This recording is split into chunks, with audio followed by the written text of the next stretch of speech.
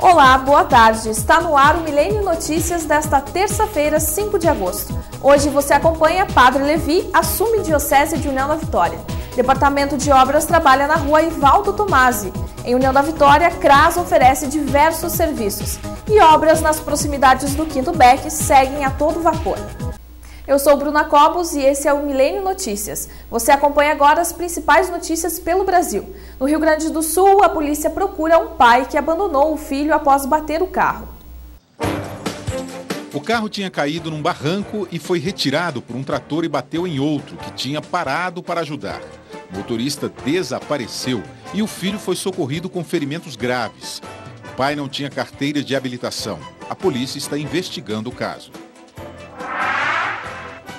Em Santa Catarina, um motorista capotou numa rodovia do interior e saiu do carro com uma latinha de cerveja. Ele procurava as outras bebidas que estavam no veículo. Os bombeiros tiveram que amarrar as mãos e as pernas para conseguir levar o homem até a delegacia. Uma passageira teve ferimentos leves. Um armazém com açúcar que pegou fogo no Porto de Santos corre o risco de desabar. Toda a área está isolada. O incêndio começou ontem à tarde numa esteira de transporte e só foi controlado de madrugada. 15 mil toneladas de açúcar estavam estocadas. Cerca de 100 pessoas trabalhavam no local e escaparam sem ferimentos. A perícia investiga o que provocou o incêndio. Em outubro do ano passado, outro armazém de açúcar pegou fogo no terminal de exportação.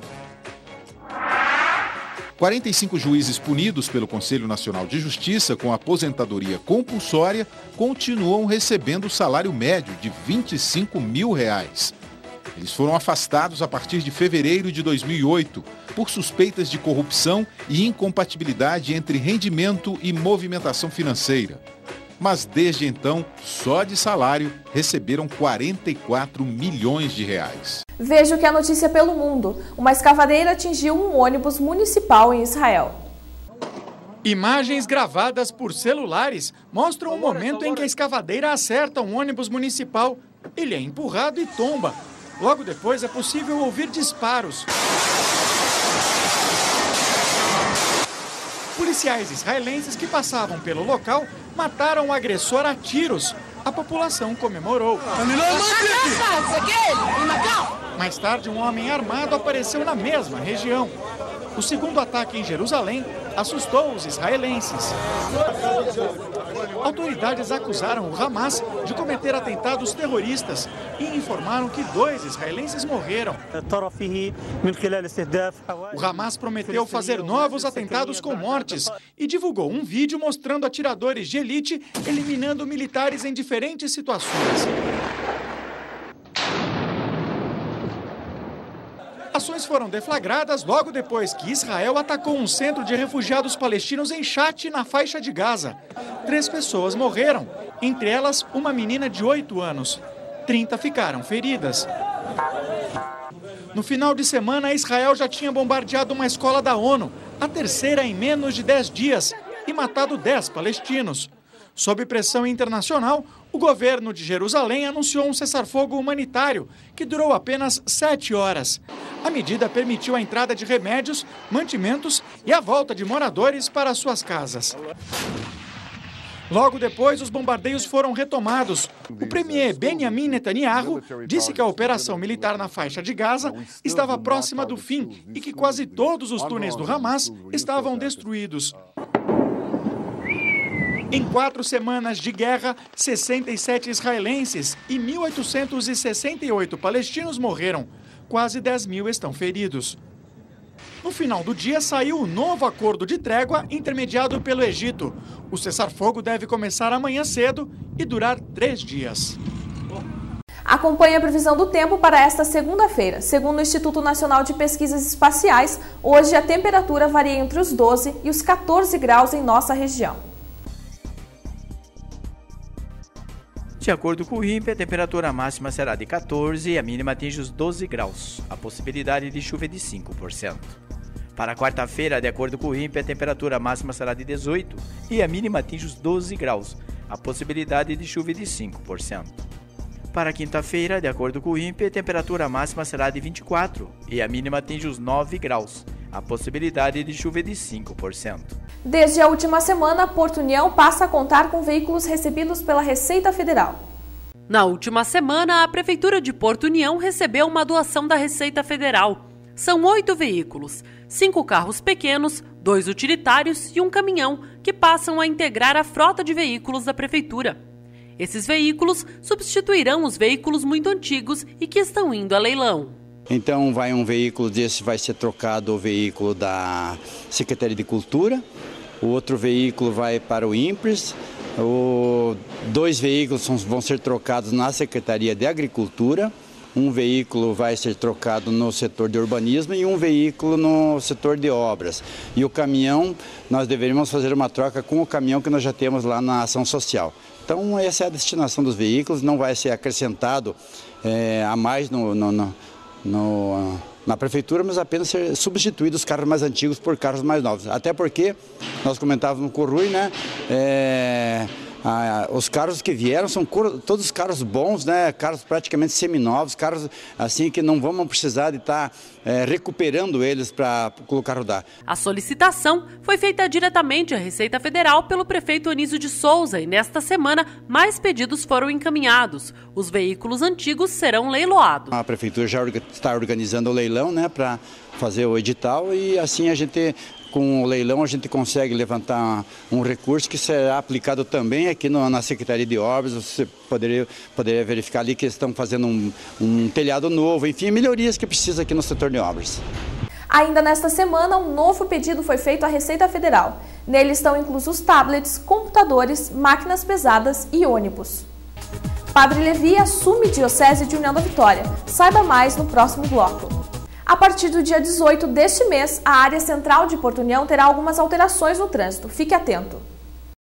A partir da segunda-feira, 18 de agosto, a área central de Porto União passará por melhorias no trânsito. O estacionamento regulamentar, chamado Zona Azul, será implantado na rua Antíoco Pereira, entre a José Boité e a Getúlio Vargas. Outra mudança acontece na mesma rua, que terá o estacionamento modificado e padronizado de forma paralela. Atualmente, de um lado da rua, os veículos estacionam na horizontal. Do outro lado, o estacionamento é diagonal. As marcações já estão sendo feitas e a mudança faz parte das orientações do Conselho Municipal de Trânsito, Comutran. A mudança foi discutida e aprovada na última reunião feita pelo Comutran. Desde que o bispo João Bosco foi transferido para Osasco, a Diocese de União da Vitória estava sem administrador. A partir de agora, o Padre Levi assume a diocese temporariamente. Por ocasião da transferência de Dom João Bosco Barbosa de Souza para a Diocese de Osasco, São Paulo, o Colégio de Consultores da Diocese de União da Vitória elegeu o Padre José Levi Godoy como administrador diocesano durante este período de vacância, até que seja nomeado novo bispo para a Diocese. Pela posse de Dom João Bosco lá em Osasco, a Diocese de União da Vitória, a partir do domingo, ficou vacante, ficou sem coordenação, sem chefe, podemos dizer. E então o direito canônico diz que nessa situação, o Colégio de Consultores da Diocese, que é um grupo de 11 padres, tem o dever de se reunir e no prazo de, no máximo, 8 dias, escolher um padre para administrar a diocese até que o outro bispo tome posse. Padre Levi, de 61 anos, é natural do município de Malé, no Paraná. Frequentou o Seminário Menor São José, em Ponta Grossa. Cursou filosofia no Seminário Rainha dos Apóstolos e teologia na Faculdade Claretiana Stadium Theologium, em Curitiba. E é licenciado em Teologia Moral pela Universidade Santo Tomás de Aquino, em Roma.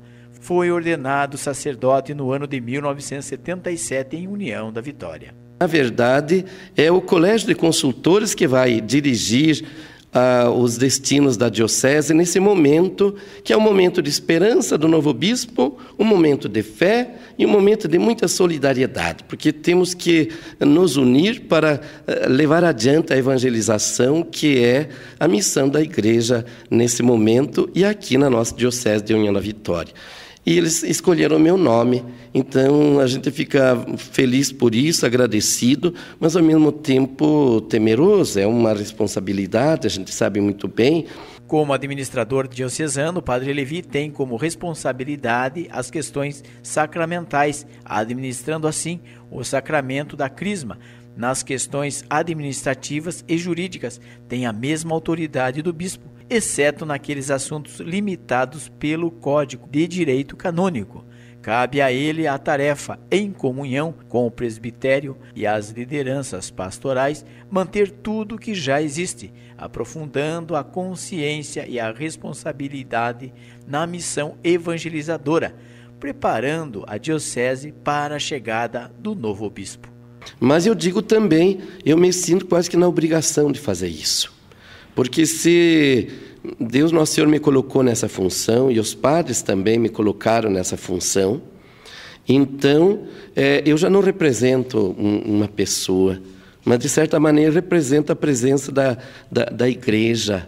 Padre Levi aproveitou para falar a respeito do informativo Estrela Matutina, que leva as informações da igreja para as comunidades longínquas e vice-versa, fazendo o elo de ligação de toda a comunidade diocesana. O informativo é uma fonte de anunciação do reino de Deus, que além de informar, evangeliza. Nesta última edição, o Estrela Matutina conta em detalhes a transferência do bispo Dom João Bosco. E o informativo Estrela Matutina tem sido um instrumento valiosíssimo, um veículo de comunicação muito grande. Ali traz as notícias, traz a agenda do bispo, traz também, por exemplo, nessa última edição, tem aí a posse de Dom João Bosco lá em Osasco, né, em Barueri, porque foi lá. Ontem, pelo que eu fiquei sabendo, ele foi entronizado na Catedral de Osasco, daí em Osasco mesmo. A previsão é de que um novo bispo seja designado para a diocese no período de, no máximo, 1 ano. Em União da Vitória, o Departamento de Obras trabalha na melhoria da rua Ivaldo Tomasi. A Secretaria de Obras trabalhou na semana passada na colocação de camada asfáltica na rua Ivaldo Tomasi, no bairro Panorama. Ao todo, o trecho restante, em que não havia pavimentação, perfaz aproximadamente 2.000 metros quadrados e foi asfaltado com recursos municipais. O uso de equipamentos próprios, somados à contratação de alguns serviços, gera economia superior a 50% num comparativo com obras de asfaltamento licitado. Ao final, a Prefeitura contabilizou cerca de R$13 mil em mão de obra e pouco mais de R$39 mil em massa asfáltica. No caso de contratar empresa particular por processo licitatório, o custo ficaria acima de R$100 mil, baseando-se em preços praticados no mercado. A Ivaldo Tomasi estava com a base pronta, assim como outras ruas, mas o período de chuvas e a reorganização do município pós-enchente atrasou a conclusão do serviço. A Prefeitura estuda a ampliação da equipe e máquinas. O vice-prefeito do município, Jair Brunhago, tem supervisionado os serviços e acompanhado as ações. E nas proximidades do Quinto Beck, as obras seguem a todo vapor. Saiba mais no próximo bloco. O Milênio Notícias está de volta e você confere agora como estão as obras de tubulação e recape asfáltico nas proximidades do batalhão. Na segunda-feira, 4, o prefeito de Porto União, Anísio de Souza, e o secretário de Obras, Rui Breyer de Carvalho, acompanharam as obras em frente ao 5º Batalhão de Engenharia e Combate Blindado no bairro Santa Rosa. No local, a empresa contratada pelo Departamento Nacional de Infraestrutura de Transportes, o DENIT, executa trabalhos de fresagem e colocação de capa asfáltica. Além desse trabalho, o trecho que se estende até o trevo com a 153 ganha nova sinalização e uma galeria de 4 metros quadrados que atravessará a via nas proximidades do batalhão. O objetivo é acabar com o problema de alagamento verificado constantemente nesse ponto e que prejudicou muito comércios e casas nas proximidades durante as fortes chuvas do mês de junho. Aqui nesse trecho agora vai sair uma galeria, né, uma galeria de 4 metros quadrados, porque aqui constantemente tem represado água dentro do pátio do batalhão aqui. E com essa galeria vai definitivamente acabar esse problema. Então, para nós, moradores aqui da região e até para Por Quinto BE vai ser uma segurança a mais, né? Porque na última enchente agora nós tivemos água entrando em todas essas casas aqui em decorrência desse represamento da água aqui. Então, com essa galeria que o DENIT está colocando agora, vai solucionar esse problema. Queria também dizer... Este trecho recebe a manutenção do DENIT, que se propôs a efetivar as melhorias após a federalização da 280. O trabalho está sendo executado com recursos do DENIT e garante também economia para os cofres municipais. No batalhão, o que vai trazer assim, um benefício para o município em torno de 2 milhões de reais que nós teríamos que investir para fazer essa capa asfáltica aqui. Então, é um presente que nós estamos ganhando do governo federal e a gente está muito grato por isso aí, porque nós não íamos ter condição de fazer isso aqui. E estamos... Vale lembrar aos motoristas que durante a execução dos trabalhos haverá movimentação intensa de máquinas e funcionários. Portanto, o trânsito permanecerá lento, sendo feito apenas em meia pista. Você fica agora com Ayrton Maltauro e quadro Fim de Papo. Olá para vocês, uma boa tarde nessa terça-feira. E que terça-feira, não é, dona Lu? Que terça-feira bonita, ensolarada, céu de brigadeiro, depois de ameaças, de chuvas, de trovoadas e pancadas. Estamos aí. Ontem à noite acompanhamos a abertura do segundo período ordinário deste ano de 2014 da Câmara Municipal. Pouca gente presente no local destinado à audiência, à plateia. No plenário faltou apenas o vereador Ricardo Sass. E como eu disse para vocês ontem ao meio do dia, a reunião se revestia de alguma importância, uma por ser o reinício dos trabalhos dos senhores legisladores de União da Vitória, e outra porque 2 projetos encaminhados pelo Executivo em fase de tramitação já há algum tempo na Câmara Municipal deveriam receber a atenção dos legisladores. E foi o que aconteceu.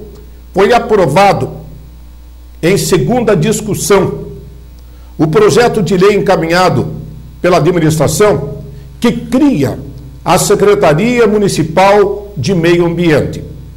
Mereceu polêmica, mereceu discussões, mas prevaleceu o entendimento dos legisladores no sentido de que a criação da Secretaria de Meio Ambiente vem ao encontro, e não de encontro, vem ao encontro da modernidade. Aliás, existe até uma legislação federal que cria incentivos e estímulos aos municípios que legislarem, que criarem a sua legislação própria na área ambiental. É o que acontece agora em União da Vitória. Já no governo passado do senhor Carlos Alberto Jung, o projeto esteve prontinho para ser votado e não foi encaminhado à Câmara. No entretanto, agora mereceu polêmicas, mereceu discussão e os vereadores entenderam sim de aprovar. Os 12 vereadores presentes na reunião de ontem foram favoráveis. 11 votaram e o presidente é dispensado de votar. Os 11 vereadores, portanto, unanimidade dos presentes, aprovaram o projeto que cria a Secretaria Municipal de Meio Ambiente com uma legislação específica que vai agilizar o trâmite de documentação, a liberação de áreas ambientais, licenças ambientais e por aí vai. Deve gerar também recursos para a própria sobrevivência, para o custeio da máquina do meio ambiente, porque haverá a cobrança de taxas, de serviços e por aí vai. Mas o principal é no sentido de facilitar a vida daqueles que pretendem trabalhar em União da Vitória, produzir União da Vitória, ao mesmo tempo com o compromisso de preservação ambiental. O projeto foi aprovado e, pelo que se tem informação, o prefeito não fala sobre isso, mas nos meios políticos acredita-se que o primeiro secretário de Meio Ambiente deverá ser o senhor Sidney Cislak, atual diretor de assistência social da prefeitura. O próprio Sidney acompanhou a reunião ontem, mas não confirmou essa informação. Senhoras e senhores, estão lembrados quando eu disse ontem que estava perplexo ante uma análise não aprofundada que fiz depois de uma entrevista com o gestor da unidade prisional avançada de Porto União, a UPA. Fiquei impressionadíssimo. Aquela unidade localizada em área central de Porto União, que muitos diziam que não poderia, quando ela foi criada 10 anos atrás, o município não poderia, a cidade não poderia conviver com uma unidade prisional bem no centro. Muita gente contra, houve polêmica, passeata. Estão lembrados? Pois é, 10 anos depois ninguém fala nada, só elogios, só elogios.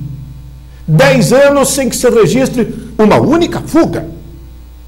Um contraste flagrante com a União da Vitória, com a entristecida 4ª Subdivisão Policial e sua cadeia, seu cadeião, depósito de seres humanos, lamentavelmente.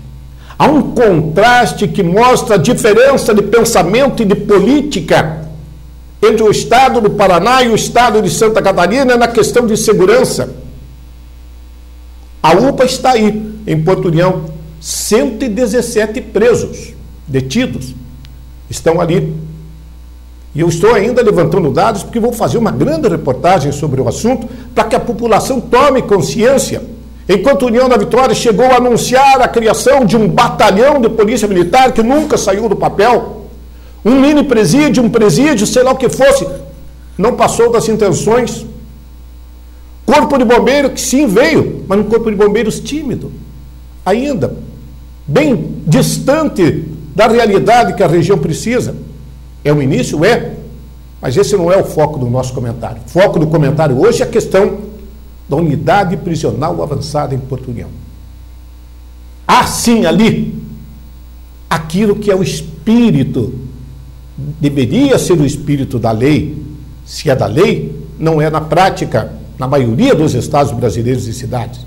A prisão, além de punição, tem que ser o local de preparação para o indivíduo retornar ao convívio com a sociedade, se preparar para viver com a sociedade. Porto União, felizmente, isso acontece. Meus amigos, hoje é o dia da reunião da Câmara de Porto União. Pessoal, presidido aí pelo vereador Paulo Kowalski, 19 horas abre a sessão que reinicia os trabalhos ordinários desse segundo período do ano. Não há informações sobre a presença de convidados. Os vereadores aproveitaram o período, muitos deles estão em plena campanha eleitoral, como é o caso do Sandro Karikoski, que tem se deslocado em todos os cantos de Santa Catarina, acompanhando a delegação do PMDB ao governo e o deputado Mauro Mariano em busca da reeleição. Mas o que se espera é um segundo período onde as ações legislativas pautem, sim, pelo andamento de projetos e o foco em questões que interessem à sociedade. Muitas vezes a picuinha, a divergência, o ranço pessoal que possa levar uma outra questão prevalece, mas essa parece não ser a disposição atual da mesa diretora presidida por Paulo Kowalski, que vai ficar vigilante sobre o assunto. Eu paro por aqui. Uma boa tarde para você e fim de papo. Eu disse fim de papo ainda em tempo. Quero registrar com muito prazer hoje o aniversário da nossa colega aqui de equipe, do nosso jornal, da nossa equipe informativa, a Lu Calixto, que está completando mais um ano de vida. Uma mãe exemplar, mãe do Ariel, uma colega que todo mundo estima, a quem nós fazemos os votos de uma vida longa e feliz. Um abraço. Agora sim, fim de papo. Obrigada, Ayrton, e obrigada a você pela companhia. Nós nos encontramos logo mais, às 19 horas, no Milênio Notícias, edição da noite. Até mais.